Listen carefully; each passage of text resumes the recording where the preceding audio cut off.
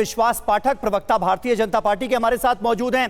विश्वास जी, जो जीडीपी के ताजा आंकड़े सामने आए हैं, जो अनुमान लगाया गया है वर्ष 2023-24 के लिए 8.2% ग्रोथ का, क्या आपको लगता है कि ये आपके लिए मुफीद साबित होगा ऐसे वक्त में जब लास्ट फेज की वोटिंग हो रही है और प्रधानमंत्री नरेंद्र मोदी ने 2047 तक विकसित भारत का सपना दिखाया है? ये कोई वोटिंग के लाभ का विषय नहीं है। जो 2014 में देश ने प्रधानमंत्री करके नरेंद्र मोदी को चुन कर लाया था, उसी वक्त ये अर्थव्यवस्था का जो भविष्य है वो तय हो गया था। जैसा हम 11वें पायदान की अर्थव्यवस्था थे, मोदी जी चाहते थे कि हम तीसरे पायदान तक जाए और 2047 तक हम डेवलप इकोनॉमी बनना चाहते हैं। उस प्रकार से प्रयास चल रहे क्या? बिल्कुल चल रहे। जब 2014 में हमारी अर्थव्यवस्था $2 ट्रिलियन की थी, आज लगभग 4 ट्रिलियन के और पहुंच रही है। और दुनिया में जो विश्व में अर्थ स्थिति जो है, अर्थव्यवस्था का जो ग्रोथ है वो 4% से कम है। जो पहली 10 अर्थव्यवस्था है वो ऑलमोस्ट 3% प्लस उनकी अर्थव्यवस्था है। उसके बैकग्राउंड पे हमारी जो अर्थव्यवस्था है, भारत की अर्थव्यवस्था 8.2% होना, ये बहुत बड़ी उपलब्धि है। और वो यही दर्शाता है कि हम तीसरी अर्थव्यवस्था की ओर बढ़ रहे हैं।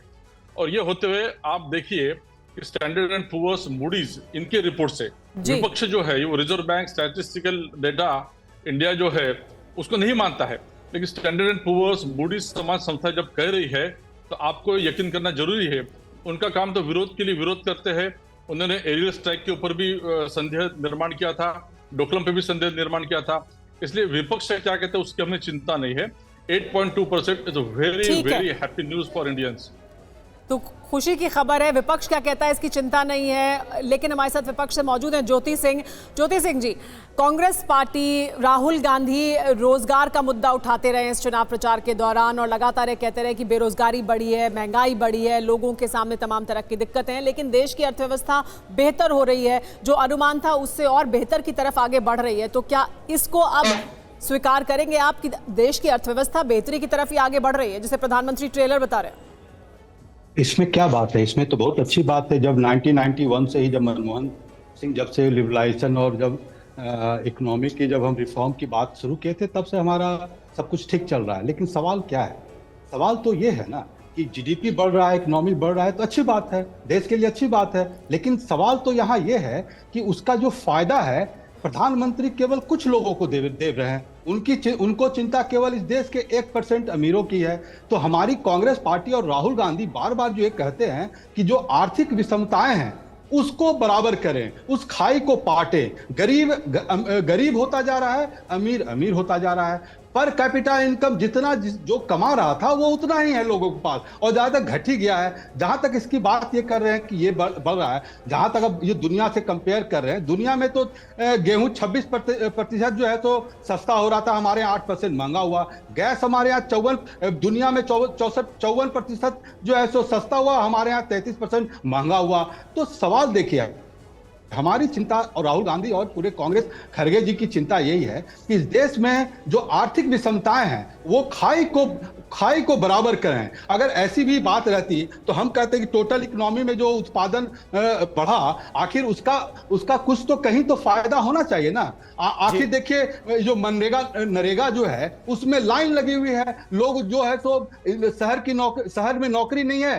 अब वहां पर भीड़ लगाए हुए हैं लोग। तो आखिर ये क्यों हो रहा है? सब ठीक है, इकोनॉमी बढ़ रहा है, जीडीपी के आंकड़ों से आप लोगों को गुमराह कर रहे हैं। तो आज जो वोटिंग हो रही है वो उन्हीं बातों पर हो रही है कि जो मोदी सरकार है वो जो इस तरह से आंकड़ों से गुमराह करके लोगों को छलना चाहती है। तो युवा सारे लोग वोट कर रहे हैं इंडिया गठबंधन को, इसीलिए कि उनके पास नौकरी नहीं है और आंकड़ों का छलावा दिखाकर केवल इन आंकड़ों का फायदा केवल अमीरों को दे रहे हैं 1%। और मैं एक आपको और बात बता दूं, ये दैनिक भास्कर, ठीक है, आपने ये महत्वपूर्ण बात कही है, आर्थिक विषमताओं का आपने जिक्र किया है और आप ये कह रहे हैं कि ये एक बड़ा मुद्दा बनता हुआ नजर आ रहा है जो कि आपके पक्ष में जाता है। डॉक्टर आलोक पुराणिक हमारे साथ मौजूद हैं, अर्थशास्त्री हैं। डॉक्टर आलोक, हमने पिछले दिनों देखा भारतीय शेयर बाजार भी रिकॉर्ड पर रिकॉर्ड बनाते हुए नजर आए। ज्यादातर ट्रेड एनालिस्ट ये कहते हुए नजर आते हैं कि अगर तीसरा टर्म नरेंद्र मोदी का आता है तो ये मार्केट के लिए और अच्छे संकेत होंगे और ऐसे में जीडीपी के ये आंकड़े सामने आना, आगे आने वाला जो भविष्य है भारत का, वो क्या नजर आता है? देखिए, जीडीपी के आंकड़े में कुछ चीजें अगर हम गहराई से देखें तो 8.2% की ग्रोथ हमको दिखाई पड़ती है, लेकिन एग्रीकल्चर को लेकर थोड़ा सा वहां संकट दिखाई पड़ता है। अच्छा। एग्रीकल्चर 1.4% से ग्रो हुआ है, उससे पहले लास्ट ईयर 4.7% से ग्रो हुआ था। तो मूल बात मैं जो कहना चाह रहा हूं आपसे कि इकोनॉमी बहुत अच्छा ग्रो कर रही है सारे डेवलपमेंट से, लेकिन इकोनॉमी या पॉलिटिक्स या कोई भी समाज सब कुछ चमकता हुआ नहीं होता। तो विपक्ष अगर उसको नहीं मानता तो विपक्ष का काम है उसको इंडिकेट करता कि प्रॉब्लम एरियाज क्या हैं। हाँ। लेकिन समझने की बात यह कि इंडिया में दिक्कत एम्प्लॉयमेंट की बिल्कुल नहीं है। इंडिया में जो भी काम करना चाहता है उसको नौकरी मिलती है 15,000 20,000 की। इंडिया में दिक्कत है क्वालिटी ऑफ एम्प्लॉयमेंट की, यानी कि रोजगार की गुणवत्ता का। वो सवाल अलग है। मैं अच्छी तरह से याद करता हूं कि जब मैं कॉलेज डेज में होता था बेरोजगारी पर लंबे लंबे जुलूस निकलते थे। वैसे जुलूस मैंने 10 सालों में बिल्कुल नहीं देखे। यानी कि अगर आप काम करना चाहते हैं तो आपको भले ही अच्छा ना मिले लेकिन रोजगार मिल रहा है। तो रोजगार निश्चय ही आजादी के बाद से अब तक की बहुत बड़ी समस्या रहा है, लेकिन ये चुनावी मुद्दा बना है, इस बात को मैं नहीं मानता। दूसरी बात जहां तक सवाल महंगाई का है, महंगाई 5% के आसपास है और उसमें खासतौर पर चिंता जो खाने पीने की चीजों की महंगाई वो विशेष चिंता है। लेकिन महंगाई अगर आप मुद्दा माने तो वो भी 51 से लेकर अब तक रहा है, लेकिन महंगाई चुनावी मुद्दा बना है ऐसा भी मैं नहीं मानता। कुल मिलाकर भारत की अर्थव्यवस्था को अगर आपको देखना है तो उसको 3 परिप्रेक्ष्य में समझना पड़ेगा। नंबर 1, भारत की अर्थव्यवस्था में से 140 करोड़ में से 5 करोड़ लोग हैं वो इंडिया का अमेरिका है, करीब 40 करोड़ इंडिया का मलेशिया है और करीब 80 करोड़ लोग इंडिया का युगांडा है। उन 80 करोड़ के लिए आप देखेंगे कि फ्री के अनाज की व्यवस्था हो गई है। स्टॉक मार्केट जब ऊपर बूम करता है तो इंडिया का अमेरिका मलेशिया बूम करता है।